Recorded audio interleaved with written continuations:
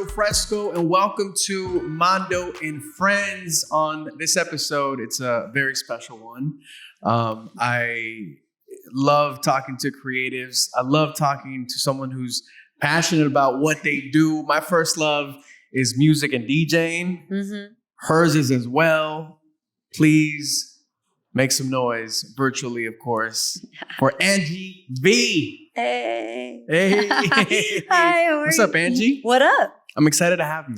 I'm excited to be here, man. It feels good to be out of my house. Yeah. So Angie, she has been, of course, DJing for many years, killing it in the scene. But you have been killing it in the virtual scene as well. Tell me how that started. It started on accident. I woke up, like all of us during COVID, and was basically like jobless. And I think 3 months of my schedule had washed in 24 hours. And so I just was I'll never forget, it was the day before, why do I always blank? St. Patrick's Day. And I remember waking up on St. Patrick's Day and my friend's like, oh, just get on IG Live. And I hated at the time IG Live because I hated anybody wanting to ask questions back to me. I was just putting yourself out there in a vulnerable space that I just was not about. But I did it, and it was like, we had a small, like 80 people watching. I was like, oh, that's cool. That's cool. And then I was like, oh, I'll come back tomorrow. And I did it. And we had like 300 people watching. And I was like, whoa. That's a lot more. And then by like the end of the week, we're at 700 people. And I thought, that's okay. Like, I think I'd also applied for Amazon. Like, the warehouse was ready to go back to like work. Wow. I was freaking out. I'm a worker. Like, I'm sure you're the same. We're just like worker bees. So yeah, I was freaking out. I went online, applied for Amazon, was supposed to take my test Friday. But by Thursday, I'd started streaming Tuesday, and by Thursday I knew, like, okay, I think that's not what's for me. This might be. You thought that's when you realized you were onto something. Kind of, yeah. It happened. I was lucky it happened really fast. And that was it. That's how it started. Yeah. Okay, so Angie has been, like I said, been killing it in the DJing and the event scene for many years. I mean, your resume is amazing. DJing for many brands, from like Nike to for the Dodgers, LAFC as well, right? Yeah, actually during quarantine, yeah. Yes. Yeah. So take me back to when you first picked up a turntable, some vinyl. How'd you fall in love with music, and what was that moment when you were like, I think I want to, DJ? And maybe if it wasn't like, okay, I think I want to DJ professionally, but just once you first get that DJing itch? I've always been like music has always been my thing. My dad raised me. He loved music, so it was always always present in my home. He would quiz us, who sings this, who does that. So learning music was a part of my upbringing. And then I thought at the time I wanted to be a backup dancer. So I did the whole North Hollywood dancer scene and did all that. And one of my friends was a DJ, and we would do these practice sessions with like B-girls and B-boys. And he just kind of started showing me the ropes. I was like, yo, I want to learn. My dad had great vinyl growing up. I always knew how to play a record and what each part was. And he was like, yeah. So he showed me, and I think it was a hobby for a long, long time, probably like 2 years. It was a hobby. But I realized at the point, like, I knew that this is what I wanted to do when I no longer wanted to be on the dance floor, but behind the DJ booth. Because for me, I was a dancer. Like, any ounce of dancing my life away. So there was I remember exactly where I was at. I was at Bar Lubitsch in West Hollywood when I had like realized, like, I love this more now than that. Yeah. And then that was it. Did you ever dance for like artists or anything like that? It's like super fun. Like I did a few little tiny stuff, but not like anything major. But what's really, really funny is I actually toured with Hip Hop Harry, who's like popping right now. I did his live show, which is so freaking funny, because to see that come back now with TikTok. They had me on their show recently, and it was just like hilarious because they're like, okay, yeah, you do the dances. And I'm like, I don't remember that. It was so long ago. But yeah, that I did. God, I'm trying to think. I did that. I think I did like a Samsung event for Gwen Stefani one time. Like small little tiny little things. But yeah, it wasn't really the route that I ended up going. DJing completely took over. But it was cool because I can still dance and DJ, which is pretty much what I do now. Which is what I was going to tell you is something that really makes you stand out as an entertainer is that you DJ and you're it shows that you're having a good time, Angie. It's it's dope to see that the person playing the music is also partying with you, and it's something that I've seen you. I caught. Who was it? It was, I think it was El Grito. Oh right? yeah, You did something for El Grito, Univision, I believe, and it was really cool to see you up there on stage because you were dancing, you're having a good time, and I think that's why people gravitate towards you.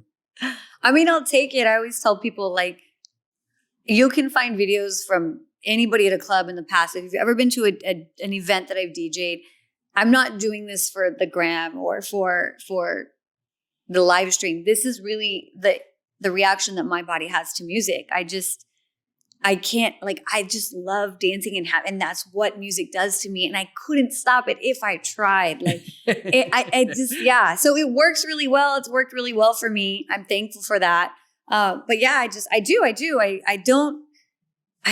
don't see the point in not having the best time that you can have at all times, no matter where you're at.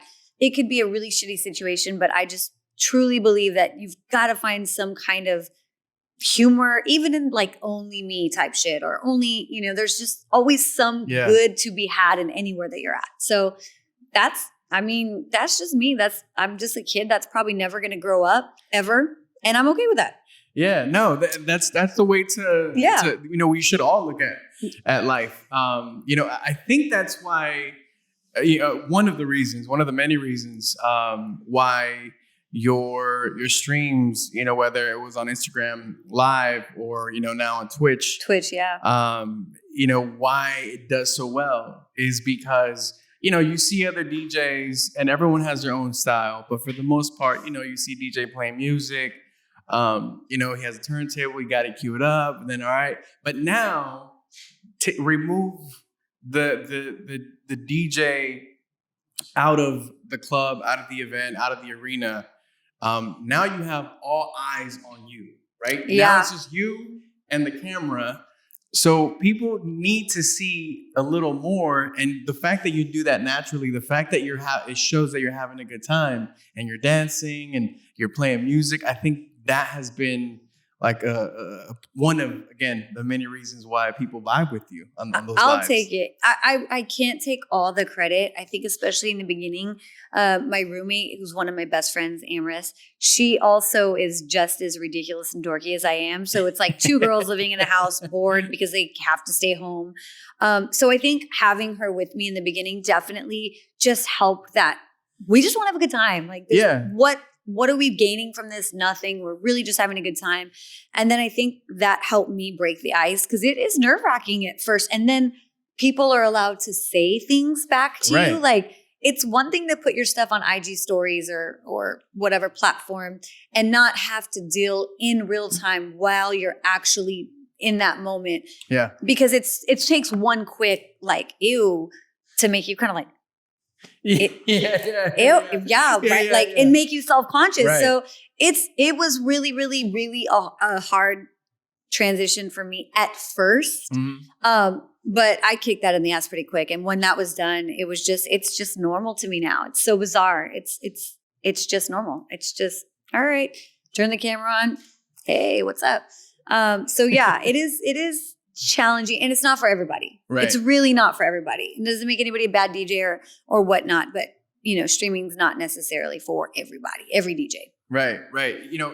I've done live events, live television, live radio, But streaming is different. Dude, it's different. Because, like you said, one thing is, I could say something live on the radio or live on television, and you're not seeing the comments or people reacting to what you're doing. No. In this case, people are reacting as it happens. Yeah, I've been super blessed. I'm not going to lie. Hella blessed with a really great, strong, solid following that takes these streams very serious, and they take the chat room very serious. So they're very protective of it. And I'm thankful. I don't have a lot of trolls. I guess they're called trolls. But haters. Yeah. But there have been a few, and it's hard, man, because there's just people that are like, their whole goal is just to piss you off and get under your skin. And it's like, I'm like dancing, DJing, but at the same time, trying not to be like, oh, I just want to shut it off and like pop off on you. So it's hard. Like, let me dance it off. Let me dance it off. Yeah, for sure. Like,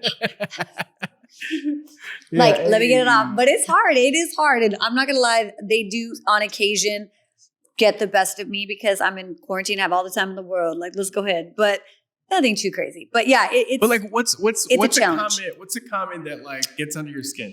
God,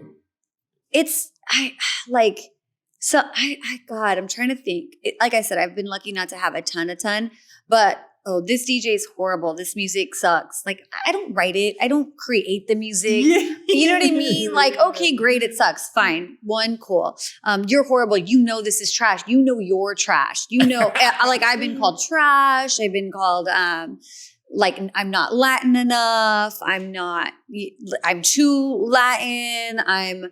There's just, everyone has opinions. And I will say it's helped me build a tough skin. I'm sure, you've gone on lives before too. It's like, this is too much, or this is too boring, or she's trying too hard, or she's not trying hard enough. You can't make everybody happy. But it's hard because when you're an entertainer, I'm sure you feel the same way. You want to make everybody happy and everyone experience something good. So when you have that, it's a little, it makes it a little tough, but it helps you build a thick skin. I'm definitely tougher now, for sure. Hands down. You say you've gotten comments like, oh, you're not, Latina enough, or you're too Latina. How is it being a Latina in the music, DJ industry? By the way, there aren't many. No. You're repping. I didn't realize that until now, actually. I didn't really notice that until I think as Latinos, we definitely are a very loyal, I don't want to consumer, whatever, a group of people, when we like something. Latinos are the most loyal consumers. Oh my God. And I don't think they realize it I don't think we realize it. No. We don't realize that power, because I always tell people before quarantine, I was DJing clubs. I was playing radio. What was on the radio? What's hot in the clubs? What's going to sell a bottle? Like that's what I'm playing. When I went into quarantine, I had felt like nobody really cares about popping bottles right now, because that's just not an option. So I decided to play stuff that gave me nostalgic feelings. So backyard boogie stuff that you would hear at your cousin's quince. And that I feel like it was what really set me on to having a very large Latino crowd base. We listen to the same 15 songs our whole life, from birth to 15 to 21 to 32. And that stems back from our family. That doesn't end. So imagine, let's take an artist like Brenton Wood, who popped off for our grandparents, right? But then our parents listen and we listen. That type of loyalty in a community is priceless. Yeah. And so I think with Latinos, I just was myself and started playing what I grew up on and was raised on. And you're first or second generation? Oh my God, I'm like third or fourth. I'm hella. Nice. I really, to the Latinos, I really probably am not that Latin enough. But I definitely know where Which, by the way, I disagree with that. I don't. People are people get it all the time. Oh, you're not this enough. You're not, ethnic enough. Yeah. I think that's just a horrible way of looking at generalizing things and generalizing just people, and it's a horrible way of looking at things and labeling people. Oh my God, it's I don't think that exists. By the way, it's not like we are who we are. right? Whether 100. if it's in our blood, it's in our blood. You can't say, oh, he's not this enough or she's not Like, that. you know how you were. I know how I was raised. Right, So right. you can tell me I'm not. And that was the best part of it. It didn't really bother me. Wasn't bothered. I just was kind of like, okay, well, great. Then I'm not that for you, or I'm to that. This is just me. This is just how I was raised. I know this music because I know this music. Like, I didn't go Google. I'm not playing music that I'm out here Googling. I'm just what to play at you know what I mean? Latino parties. Yeah, for sure. So it really that part doesn't bother me at all. Like, that's not one sweat. This is what's up. You like it, you can stay. If you don't like it, you can go. That's great too. So it's been, I love it. I love all of the opportunities that I have also gained from embracing myself, being myself, in the Latino community. So I do now take it very seriously. I love it. I love being a part of it and representing people that don't always feel represented, because some of us don't feel like we're Latin enough. You know what I mean? We're still a very large group of Chicanos in Southern California, especially, that need that representation. That's not one look, Yeah. I'm Chicana. This is what a Chicana looks like. My dad's a Cholo. My mom's not. This is what it looks like. I don't have full tattoos. I'm not in a gang, but I'm Chicana as hell, and I'm down. And I love that. So when we say Verizon te da más, we mean it. La red más premiada ahora incluye Disney Plus, Hulu e ESPN Plus. Todos pueden tener lo que quieren sin pagar de más. Y todo desde $35 por línea. The network more people rely on te da más. Cámbiate a Verizon. Yeah, no, I'm Chicano too. Yeah. I'm first generation, and you're right. We all different shades, look different same, sound. look I talk like a white sound girl. different. I'm cool with it. Right. Even that, saying of, oh, he or she speaks white. Like, what is that? I agree. What is that?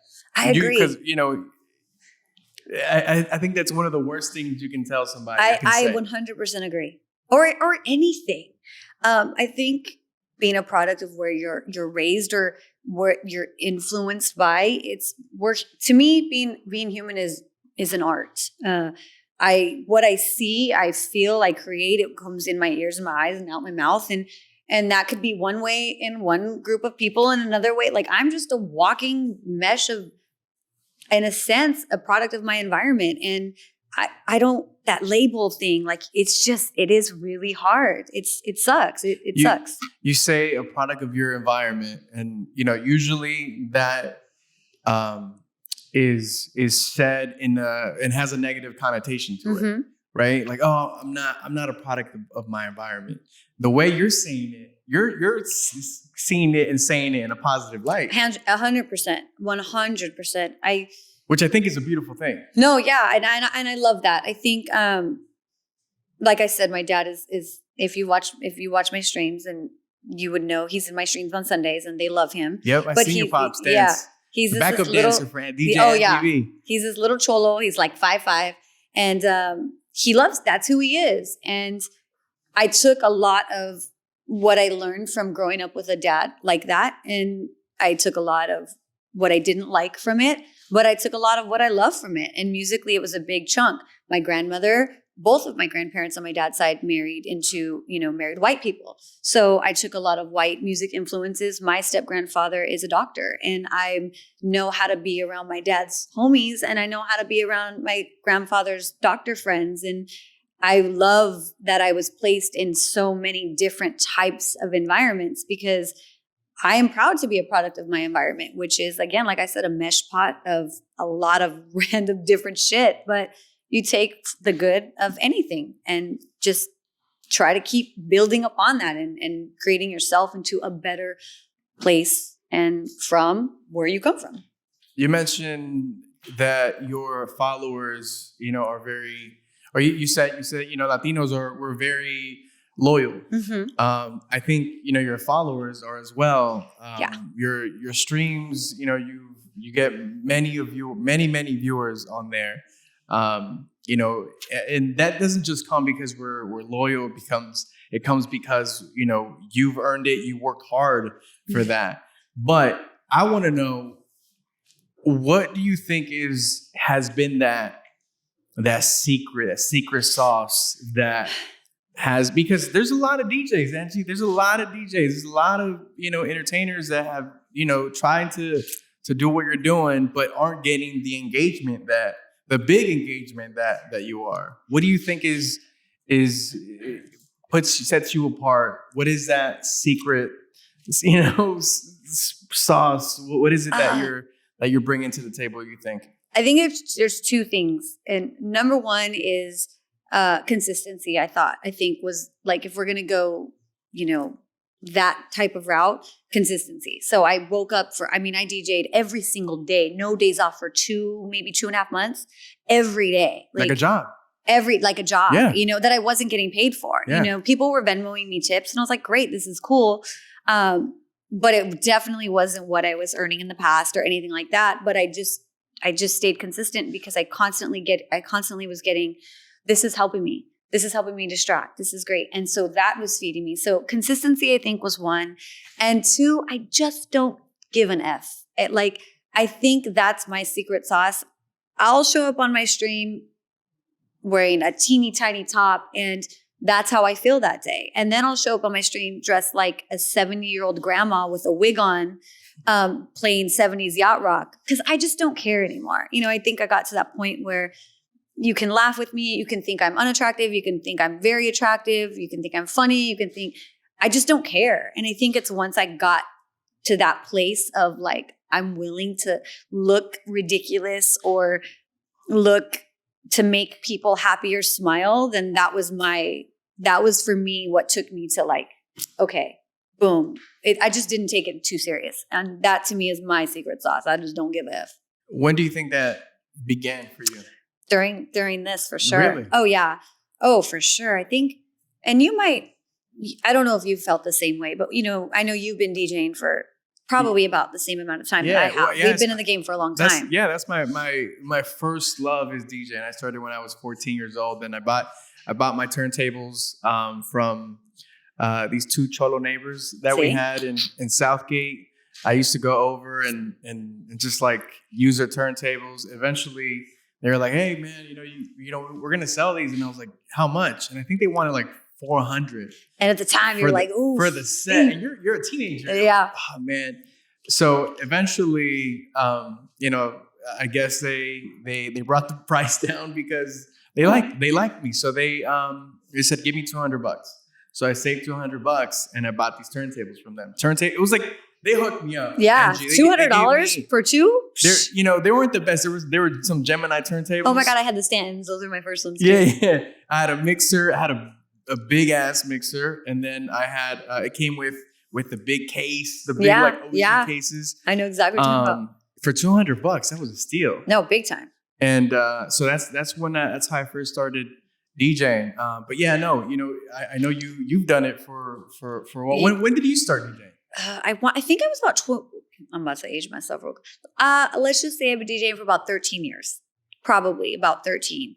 So that's a long time. But you know how it is. Like, I think when you're in the club world, you see the DJs that have done it, and you see the DJs that, and I'm going to be very, very honest. It was either male DJs, or model female DJs that were really like making the types of moves that I knew I wanted to make. I wasn't there yet. So before quarantine, I definitely was really, I just like to have a good ass time. Like, I'm not gonna lie. I wasn't that focused. I was like, I can do this. I can pay my bills. I can have a good time. I can travel. Great. That was pretty, I was happy with that. But it's a constant staying ahead of a trend. I need to look this way. I need to play this music. I need to do this. I need to, I was so focused on the outside aspect of it, which everyone was at the time. But I think when you strip away the club and you strip away that aesthetic, you're kind of brought to yourself and you're like, okay, well, without having to worry about that, how does this fit to me? And that's why I think during COVID, like all that just didn't matter. And it was just showing up and doing what felt good for me. So COVID helped me in that sense. Yeah. One thing about streaming is that people, come in, stream you or stream the DJ because they enjoy their music taste. Right. So, it's different it's become almost the opposite of what, like, the masses or general market, like Absolutely. what we're used to seeing. Absolutely. Like, it's different than radio. Hands down. People will follow you because they enjoy your personal taste in music. At 100%. And even if I do on occasion like I said, I started doing nostalgic feeling because I felt like in the world we needed to feel good. Yeah. We were freaked out, we were scared, and we didn't I think some of us still feel, what is my future? What is the future? So to me, it was really important. And I really thought about that. Like, I really thought about taking people back to what feels good. And I had already started a party called You're Not Down, like 2 years. It had been going for 2 years, probably, with that type of vibe. And it was like building. It was like getting really, really amazing. And it turned into this big party. But I still thought it was a very Pomona, small niche. I didn't, and even Scam and Jam, which is a similar party that I was DJing. I just didn't realize the power that it had. But that nostalgic feeling we needed, in my opinion. So I'll play a set that's still has newer stuff, and they're down. They'll come along with me, but it always definitely circles back to just feel good music for now. When it comes to starting a career that's non-traditional, many parents normally, don't approve it or approve of it because they just don't understand it. Yeah. Right. My parents, they, came to California for a better future for their, future kids. Yeah. And, when I told them that I wanted to get into entertainment, my dad was like, no, mijo. Yeah. No, and I could see the pain in his eyes, like, I came I here for this. I'm not here for that. I want, I'm sure he wanted me to the traditional career, a doctor Absolutely. or a lawyer Absolutely. or something like that. And actually for a long time, from 7th grade to 12th grade, I was part of a USC medical program. They would bus us to USC every Saturday. Freaking amazing. I'd hop on a bus every Saturday for, X amount of years.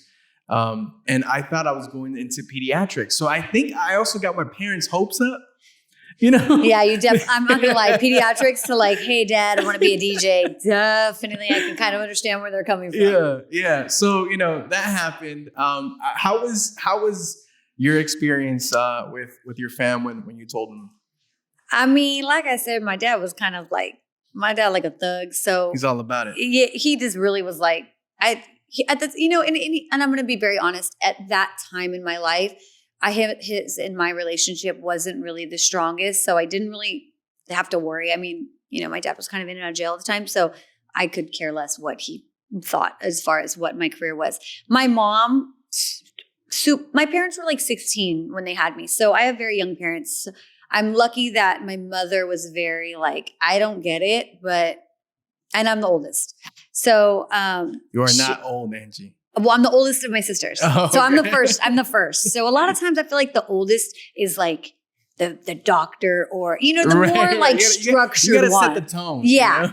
I was like, I'm going to be a dancer. I'm going to be a backup dancer. Oh no, just kidding. I'm going to be a DJ. And I think at first my mom was kind of like, but they know I always, since I was little, have been very strong minded, and no one's going to I'm going to do what I want to do. And I've always done well at doing well in the things that I wanted. So she just kind of was like, I never got any real heat from it. My grandmother gave me a little bit of heat from it. She was the one that married the doctor.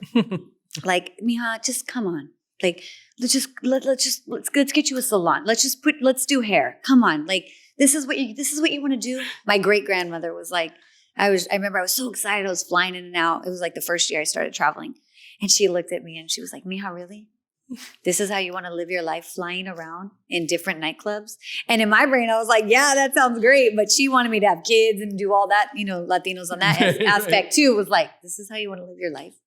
So a little bit, but my parents they just trusted me. Yeah. They just trusted it. They supported me from day one. My mom, she was gone to my gigs since almost the beginning. She still comes to gigs now. Awesome. Like it's very Amazing. supportive. Beautiful. Yeah. So they were cool. You talk about traveling. My pops once had a serious conversation. So he thought, or he wanted it to be. It's when I was traveling a lot too, and he's like, that guy is so, let it go. Yeah. And I'm like, why? But I'm out. Like, why? Yeah, it's just you're just never home. Oh, you're never here. You're always like on a plane, and I'm like, Dad, that was the goal. That's that's a great thing. Yeah. It's the same. Yeah, my grandmother was just like, she just could not grasp that, like, same exact aspect. You're not home. You're never home. We never see you. Don't you want a family? You want to be in planes? And I'm like, yeah, I want to be in planes. Like a lot of people, and I'm on my own time. Like I'm on a plane because of me. I get it 100%. That's that OG Latino right there for sure. You don't want 7 kids? No. I think I'm going to pass. You know what I'm saying? Like, on the 7 they don't kids. do that no more around here. So I was lucky. I got lucky. They were cool. When we say Verizon te da más, we mean it. La red más premiada ahora incluye Disney Plus, Hulu e ESPN Plus. Todos pueden tener lo que quieren sin pagar de más. Y todo desde $35 por línea. The network more people rely on te da más. Cámbiate a Verizon. What would you say is that next goal for you?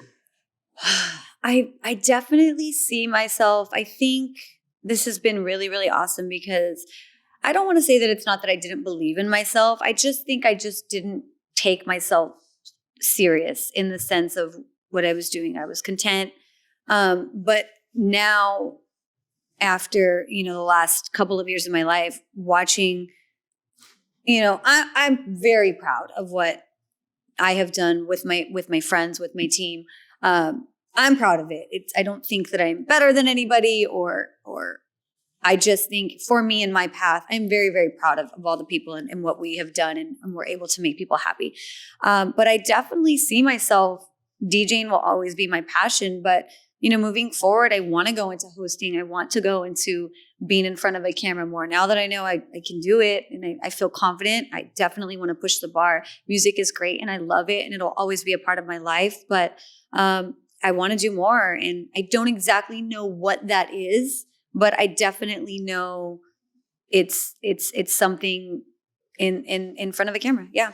Yeah, kind of like what you said. Well, you've definitely have done a great job just building your brand up, which is something that I've been wanting to talk to you about because earlier we were briefly chatting. Many personalities, DJs, hosts, they take the route of let me work for another brand, whether it be a radio station, a TV station, a network.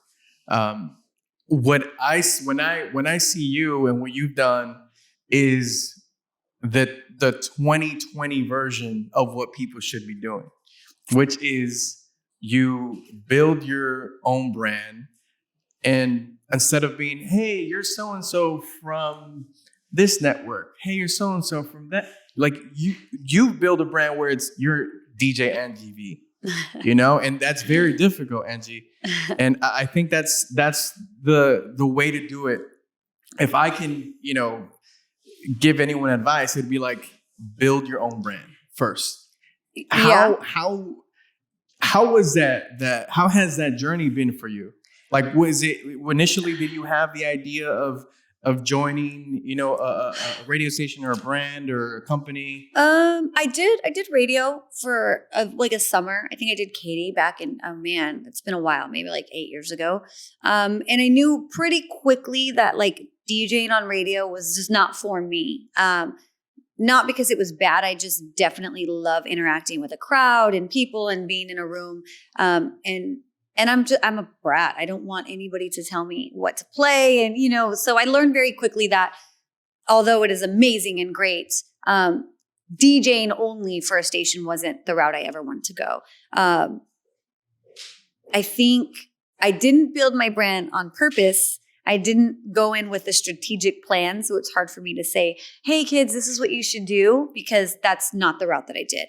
I was really lucky to be surrounded with people that had been around me for years, were also in positions, and also believed in me. You know, my friend Hairface, who does digital content, Eric, sorry, nickname, Hairface, does digital content, has always told me, you need to be doing this, you need to be doing that. My friend Josh Donaldson, who's now managing me, was always, before he was managing me, you know, he used to be a talent booker at one of the clubs, Temple in San Francisco, and it was like, you need to have YouTube, you need to do this, like you guys are hilarious, what, you know, everything that you do. So I think the combination of the people that believed in me, my friends were like, girl, we're making you a shirt and we're dropping it because you'll never do it. You would never do this for yourself. And I was like, all right, sent me a shirt. I was like, okay, cool. We'll see. It did amazing. And then I was like, oh, I think that was the moment that I realized I'm building a brand and I'm able to, like, I'm connecting with people. So I can't say that, like, yes, it's if you have it in your power, definitely go that route. But I would be lying to say that I strategically planned building a brand. I just went with what felt right. People believed in me.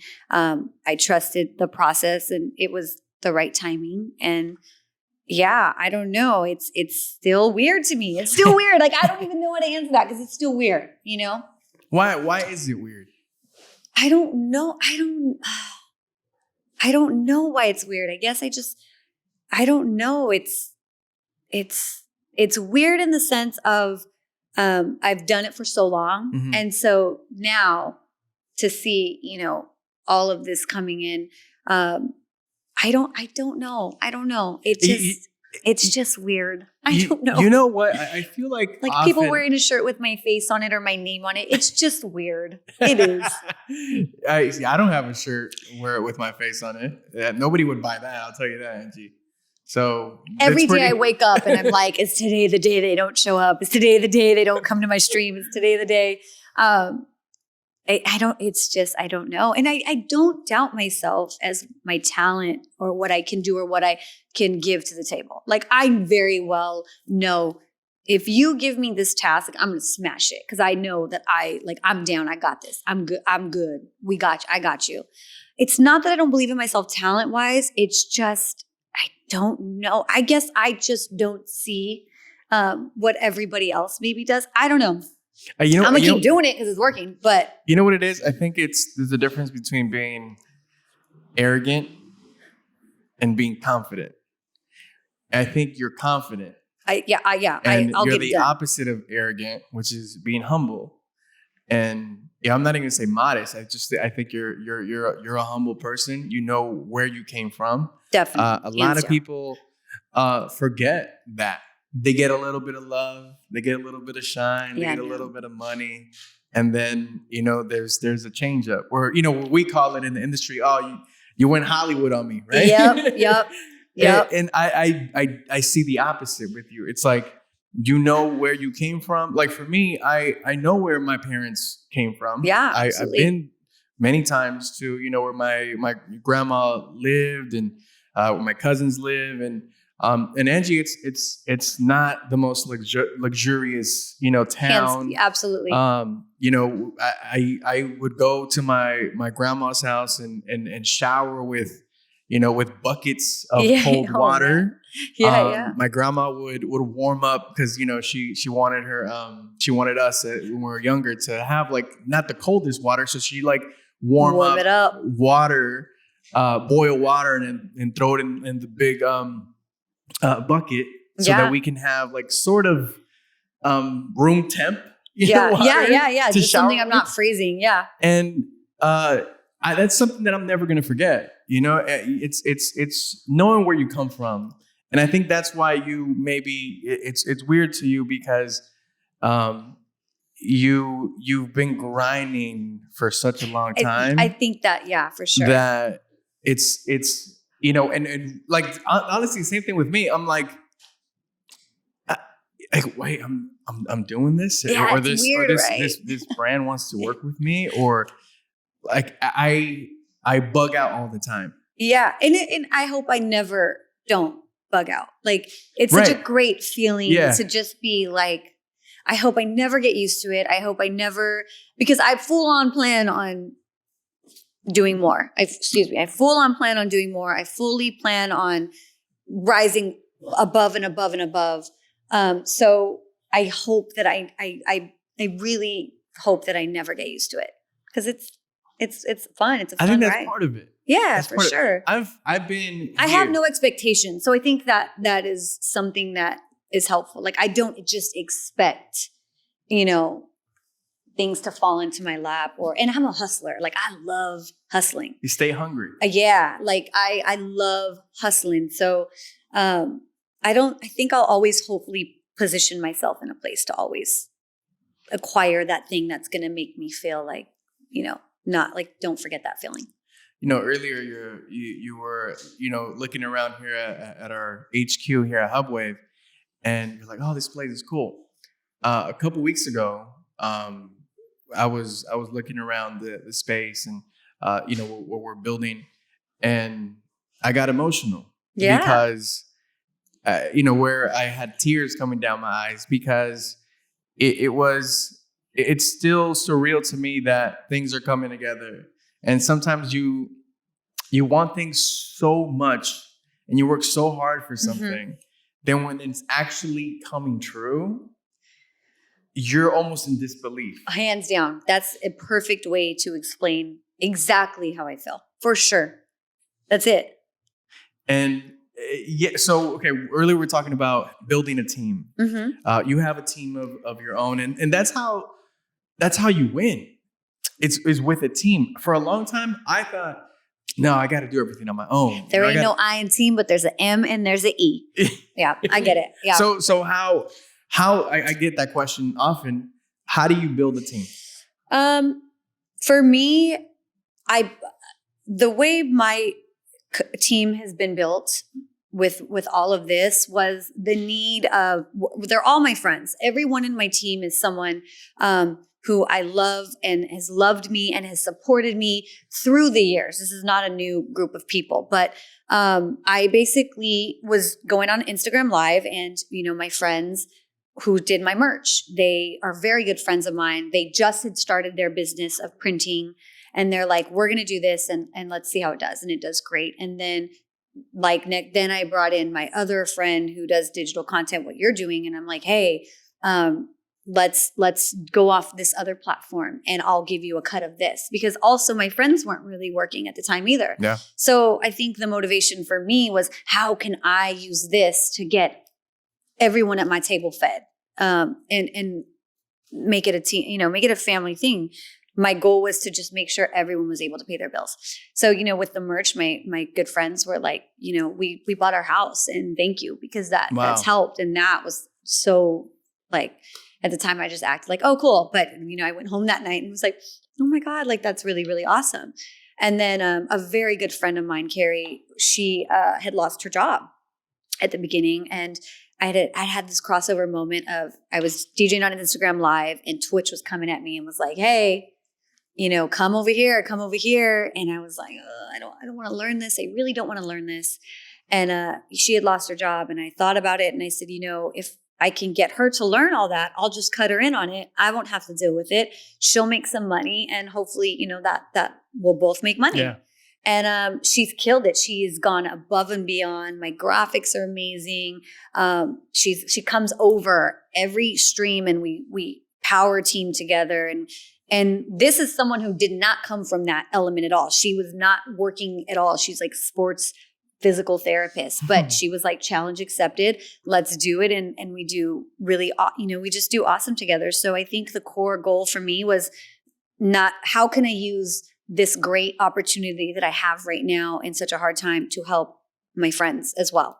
And that's how I built my team. So for me, that's what it was. It wasn't again, it's timing. It just was timing.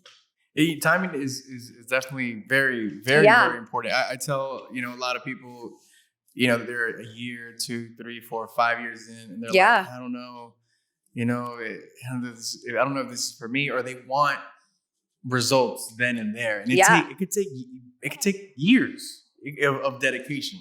I'm sure there's a very big group of people that follow me now that think overnight that, oh my God, because to them, they had never heard of me. And then all of a sudden I'm in their stream and they know me and they know my life.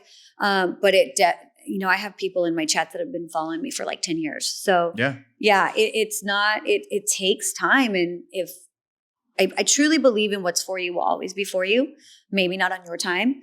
But if you love what you do and you stay consistent at doing it and you keep that, just do it. Just show up. That's what I did. I just showed up. I showed up online and I kept showing up, and then now I have a freaking brand. So it's crazy, but yeah. How do you show up? Because sometimes hungover. It's almost like a daily it's a routine job for you. It's a job. You said earlier, you were doing it, you weren't getting paid. It takes a lot of dedication. It takes a lot of like willpower to wake up. Do you stream from home? I stream from home. Yeah. So there's even that aspect to where if you're at home, you can get a little, comfortable, or yes. Like how did you, or have you done that? Like get out of bed and all right, guys, because I know you also have themes. I do. It's right before about, probably like I would say maybe about a year before quarantine, maybe a little more before that, but my best friend who was like my number one supporter, she was older than me. She was like my second mother.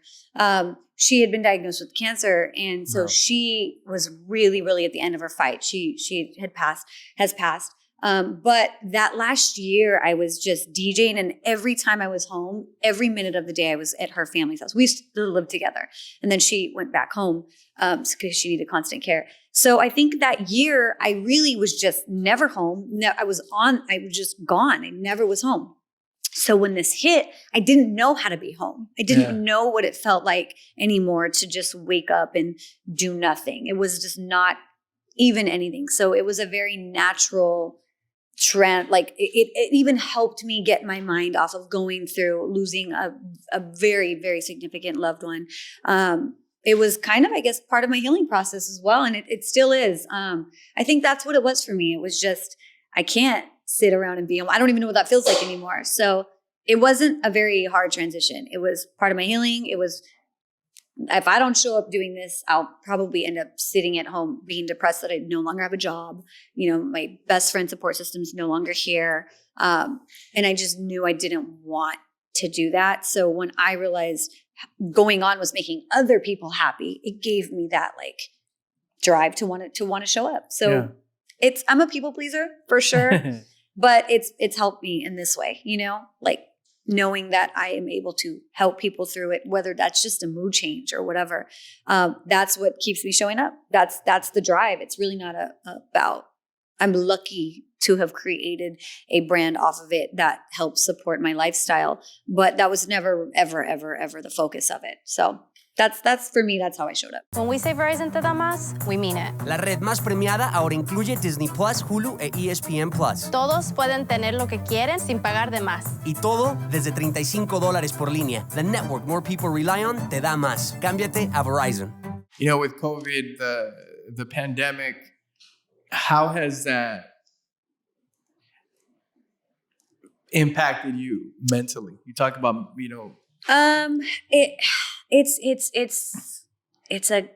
it's a roller coaster for sure. I'm home now more than I have been home in years. I've never spent this much time home. And I work from home. We can't really do anything. So I'm just home. I think having to show up for people, I'm able to create this mask, but it behind when I'm alone, it's a roller coaster. It's hard. I have ups and I'm fine. And then I have days where I'm just really sad. It's hard, What do you do to make yourself feel better? Sometimes I embrace the sadness and I accept that that's good. This is how I have to feel. I know it's weird to say that's good, but it is. But it is. For someone like me who is a distractor and I like to stay busy so that I don't have to deal with how I feel, it's good. I've grown up a lot in that aspect of, you know what, I'm really sad today, but you know what, I'm just going to take today and be really sad. And tomorrow, hopefully it's better. And if it's not, I'll take that time. But by day 3, I'm usually like, all right, girl, get it together. Like, make yourself busy. So I try to accept the good, but then there's nights where I'm fine and, I feel great and I want to watch a movie, or those are luxuries to me because I never got to do that before. I had been on the road traveling a lot and DJing a lot, or even just nights. We're not home at night. We're out, so it's cool. I take what I can and I just try to, take the hard times. A lot of times I'll go on Twitch and I'll watch other DJs and even like hearing them and their story. Eric Deluxe is my favorite Twitcher to watch at night when he's drinking and he starts getting in his emo moods, and it just Eric makes me feel I like it brings joy to me. Not that he's emo, but we're all in this together. And I have to constantly remind myself that we're all in this together. We're all in this together. We're not any better than anybody else. Everybody going through it. So that's kind of how I. What piece of tech do it. Have you used the most, or what app have you used the most during the pandemic? Like. Aside from Twitch.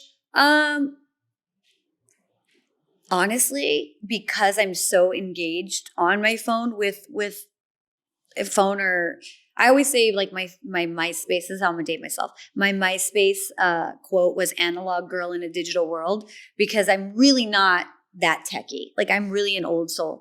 So honestly, my cable has been popping. Like the ID channel on my murder mysteries, that's my shit. That's probably the most of things that I get into. I'm not really like an appy person, because I have to be on my phone so often to engage with everybody that I'd be just turning on my cable. I still have a TV. I still have cable. Most people don't even have cable anymore. I have it. That's my getaway. What would you say is the biggest misconception of being a DJ? Of being a DJ? Yeah. That we're all drug addict, like out of control party people. That's 50% true. We are out of control party people.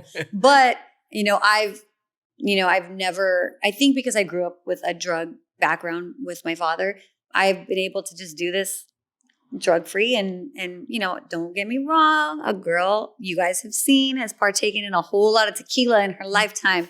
But some of us are just not even that party animal. It's really is just the show. You turn it on. And before quarantine, I have never had a drink at my house ever. I never had beer in my fridge. I never had tequila in my cabinet. I would never even drink at home. So I think the party animal part, sometimes we're just not. We just know how to turn it on. All right, Angie. It's about to get really real right now. Oh my God. How much more? That was real enough. that was real. This is really real. Oh, shit. All right. Here we go. We're about to get into rapid fire. Oh, rapid fire questions. Okay. So first thing that comes to mind, and if you feel like, adding some extra, explaining a few of these things or why you're choosing this and not the other, feel free to do so. All right. So let's get started here, Angie. What's my time frame? Fire with Angie Vee. There's no time limit. Okay. On this. Okay. All right, here we go. Biggest celebrity crush as a teenager? Paul Walker. That was quick. He was fun. Favorite Spanish show? Could be like an OG show. No. Casa de las Flores. Casa de las Flores. Love it. Favorite Latinx food dish? I mean, that's like, how do you even remotely pick that? I mean, my go-to when I'm feeling down in the dumps is a carne asada burrito, enchiladas, that red style, cheese on top, bomb. Like, that's just my comfort food. So I could eat that pretty much forever. That sounds fire right now. Yeah, bomb. DJing or dancing? DJing, because I could still dance. Bam. Lakers or Dodgers? Oh my God. How are you going to do me like that? Oh, I'm going to go with the Dodgers because I also DJ for the Dodgers. So me and the Dodgers got a little history. LA Dodgers. Best rapper of all time. Oh. How do you ask a DJ that? I mean, I'm sure most DJs have theirs. Best rapper of all time. For me, oh my God, this is like an unanswerable question for me. Best rapper of all time. I know I'm going to regret this. I know I'm going to be like, but in this moment, for me, Nas is the man. Nas. Mm-hmm. That's a good one. Yeah, Nas is just like, lyrically, Nas is just in this moment right now. Nas or Lil Nas X? No, definitely not Lil Nas X. Oh, okay. Just wanted to clarify. If you guys don't know, back in the day, there was a rapper named Nas. Illmatic, amazing. Nas. I'm going to go with Nas, yeah. Nas. Yeah. What's one song that it is guaranteed to be spun during a DJ Angie Vee set? Robin S. Show Me Love. It's like every girl's favorite song. If your dance floor's dying, you'll get at least a couple of these, like, ooh, that is like the number one Robin S. Show Me Love. It's just got to be played. It's almost annoying, but it is what it is. Favorite ranchera, like a Spanish-Mexican song. Do you have a go-to?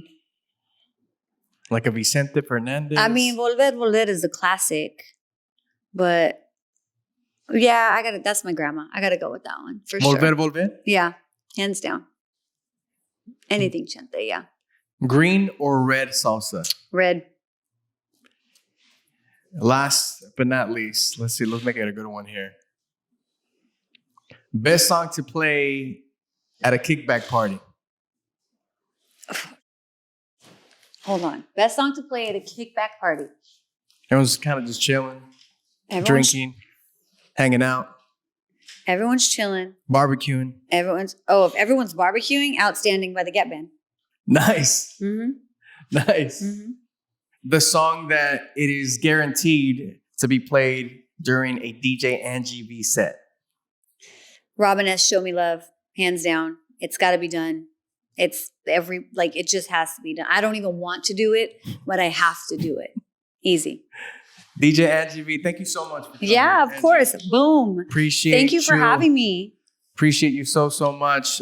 People can follow you at DJ Angie Vee on Instagram. That's kind of like the best way where everything's connected. My link tree's on there. So I would say DJ Angie Vee at Instagram, ANGIEVEE, 2 E's at the end. DJ Angie Vee, Mando Fresko, and this is Mando and Friends presented by Verizon.